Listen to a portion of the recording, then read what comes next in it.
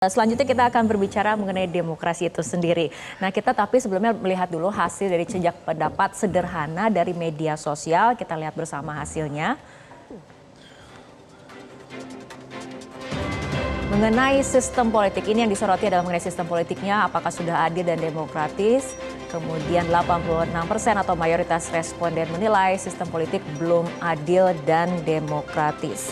Nah, Pak Sukidi, ini mengenai tulisan juga nih. Pak Sukidi beberapa waktu lalu kemudian menulis tentang praktek eksploitasi dan manipulasi konstitusi. Pertanyaannya adalah mengenai konsekuensi perusakan prinsip demokrasi, Pak Sukidi. Konsekuensi kerusakan dari sistem politik yang demokratis adalah negara berada di persimpangan jalan. Dan negara ini berada di persimpangan jalan terutama karena hukum tidak tegak, keadilan kepada kaum miskin juga tidak ditunaikan sesuai mandat konstitusi. Jadi ini satu situasi di mana satu sama lain itu saling terkait. Kenapa? Dan ini temuan baru dari dua profesor di Harvard, Stephen Levitsky dan Daniel Ziblatt dalam buku Tyranny of Minority, bahwa sebagian besar rezim autokrasi itu tumbuh dan dibangun di atas fondasi yang oleh Profesor Harvard Law School Mark Tushnet disebut sebagai constitutional hardball. Jadi praktek eksploitasi konstitusional secara kasar, terutama ke lembaga-lembaga hukum untuk kepentingan politik. Dan ini sebenarnya merusak sistem demokrasi kita. Karena praktek eksploitasi konstitusional ini yang tercermin pada peristiwa di MK, yang tercermin pada peristiwa di MA, ini mengubur satu imajinasi dan harapan bersama tentang meritokrasi. Kenapa? Karena meritokrasi menjadi ilusi, sementara nepotisme dan jalur orang dalam dirayakan secara vulgar dan gagap gempita.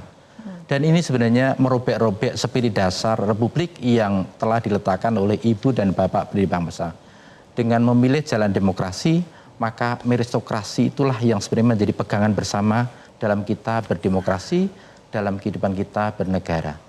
Karena meritokrasi diinjak-injak, maka yang terjadi adalah the dream of people, impian rakyat itu menjadi mati. Karena mereka tidak diberikan ruang bermain yang setara. Sehingga mereka tidak bisa berkompetisi secara adil, setara untuk naik ke puncak. Ini berbeda dengan kisah kesuksesan negara Singapura sampai Amerika, di mana para founding fathers dari Lee Kuan Yew sampai Thomas Jefferson, they saw themselves as men of merit. Mereka melihat diri mereka sendiri sebagai man of merit. Manusia yang mengedepankan prinsip meritokrasi itu sendiri. Dengan wisdom, dengan kompetensi, dengan kemampuan teknokratis, itulah mereka yang memajukan republik itu. Karena meritokrasi diinjak-injak, tidak dijadikan satu pegangan bersama, maka yang sebenarnya terjadi pada kita adalah dalam konteks ekonomi, adalah ekonomi yang tidak memberikan keadilan kepada kelompok miskin, tapi juga yang lebih gawat lagi adalah kelompok kelas menengah ini. Jadi kemiskinan itu 26 juta lebih, cukup besar. Hanya dengan angka pendapatan yang sangat kecil, 550 ribuan per bulan. Itu sangat kecil. Itu artinya apa? Artinya kalau angka itu dinaikkan sedikit saja, maka kemiskinan yang 9% tadi akan naik cukup besar.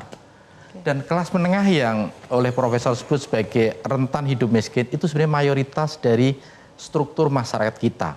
Yaitu adalah struktur masyarakat yang sebenarnya timpang. Kenapa? Karena kelas menengah ini cukup besar tetapi tidak begitu diperhatikan dari aspek kebijakan ekonomi oleh pemerintah. Kalau kelas menengah ini berhenti dari aspek spending, maka ekonomi kita akan rapuh dan roboh. Untuk itu pemerintah harus memberikan perhatian khusus kepada kelas menengah dan sekaligus kelas miskin. Ini dua kelas yang menempati segmen terbesar dalam masyarakat kita. Karena itu ekonomi yang kita jalani sebenarnya ekonomi yang jauh dari visi keadilan dan kesejahteraan bersama yang diletakkan oleh ibu dan bapak pendiri bangsa, karena kita menghadapi hari-hari ini situasi kesenjangan sosial yang seperti halnya terjadi di Amerika.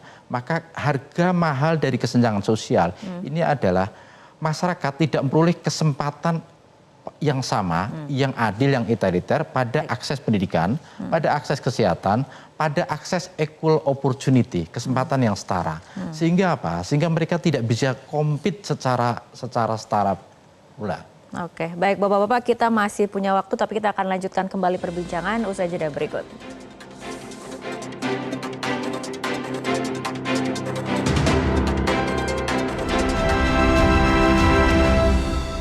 Jelajahi cara baru mendapatkan informasi. Download Metro TV Extend sekarang.